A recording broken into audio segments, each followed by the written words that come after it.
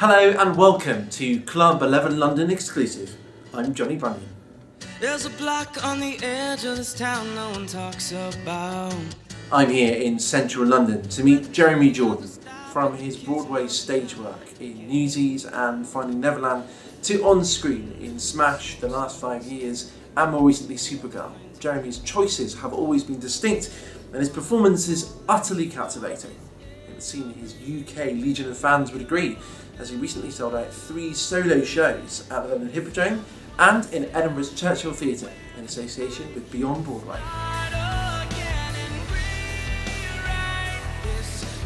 So my first show in London, it's for me, I do sort of a cabaret thing, but it's a little bit more of a personal thing. It's a little bit more spontaneous. I try to have fun with the audiences as well. And I sing kind of a wide variety of numbers, from musical theater to contemporary to stuff that I've written, to, you know, some old school stuff. So I try to keep it varied and keep everybody excited.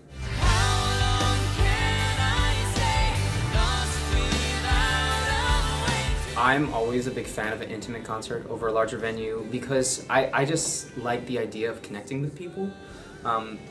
When you're on stage doing a show sort of a thing, it's very, you kind of remove the fourth wall. I mean, you have the fourth wall, and to remove the fourth wall and kind of be able to interact with people, I think is what makes cabarets and these sorts of things super exciting, and they really get to know you, and I think that's one of the things that you really want to provide for this sort of thing, not just a big grand show of me doing this whole thing. You know, those are fun and those have their own sort of uses, but for me, I feel like I can't tell like the stories that I want to be able to tell and like really connect to people the way I want to otherwise. Let's talk about Smash, of course, huge hit TV show. Is it a hit here? Oh yeah, it's a huge hit here. Great. Big hit. Love it. Yeah, I loved it. Absolutely. Okay. Loads, big fan base here in the UK. It did present something that's really interesting to us watching it here. It's very much a gritty reality of what show business is like, the unfairness, the nepotism, the unemployment. Do you think it's important to take people behind the bright lights and show them the harsher side of what the industry is like? Yeah, I think it's totally. I think showing the truth to anybody is one of the great things that you can do with film and with theater.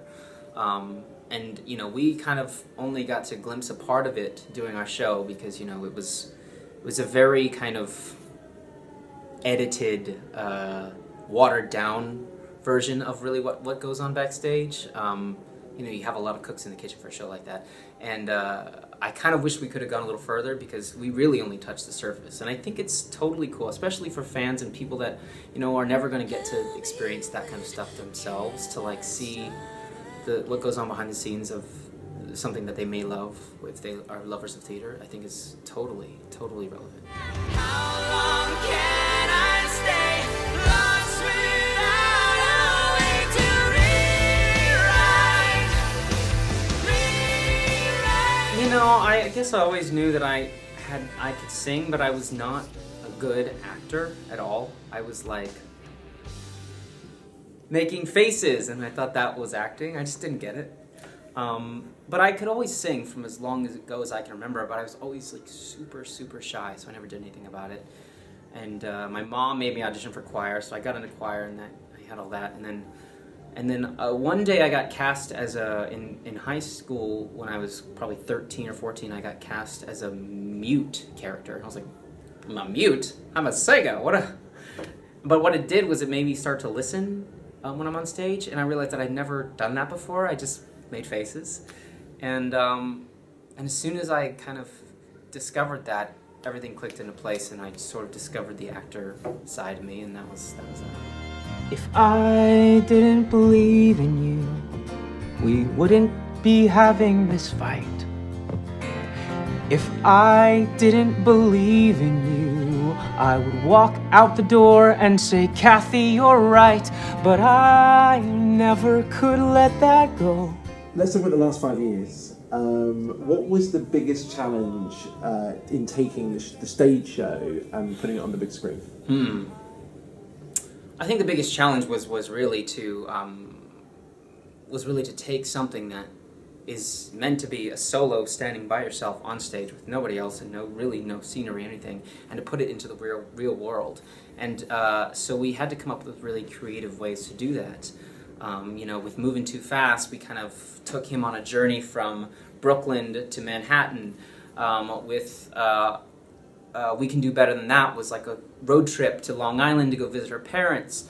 You know, with the Shmuel song, it was all about making her happy and, you know, bringing her out of her sort of doldrums state, and how we did that with all the props and stuff we used. So it was a great process for us because, you know, we all loved the show before the movie came along, and for us to get to create a completely different landscape for it was thrilling.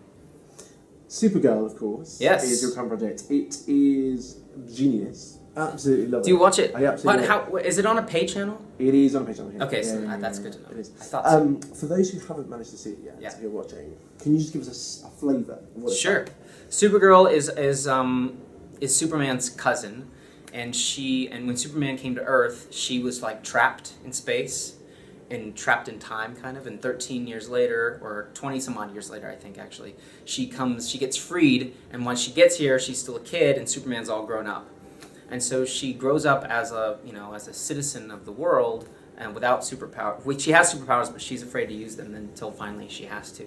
And then my character is Win, her best friend and colleague and co-worker, who's actually secretly, not so secretly, in love with her, who she kind of confides in and helps her kind of create her superhero persona, and you know, escapades follow. What are you doing, man? Having a drink with a friend. Oh, with Kara. Huh? Why'd you tell her you're happy about her and Adam? Because she likes him. And that's what she wants me to say, man. Come on. No! Look, dude, I have been stuck in the friend zone so long that I'm just thinking about buying some investment property here. But you could be with her, and you know it. Broadway or West End? Broadway. Les Mis or Phantom? Les Mis. Jason Robert Brown or Sondheim? Jason Robert Brown. Hamilton? Oh, whoa. Sondheim.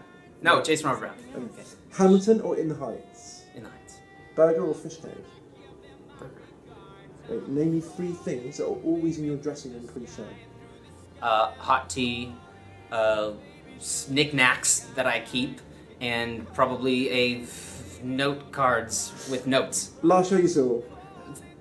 Showboat, I saw it today. And I refuse to go numb.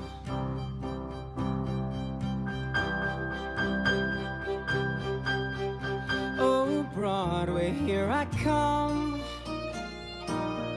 Broadway, here I come. What moment of your career do you think you're most proud of? Newsies, probably. I got a Tony nomination. It was definitely the sort of proudest moment that I've had, biggest role, and people, you know, got to see it, and it put me on the map. Yeah, close second, I'd say, probably was the last 5 years, the movie. If it was a bigger movie, I might say that, but Newsies, I think. Jerry Jordan, thank you. Cheers.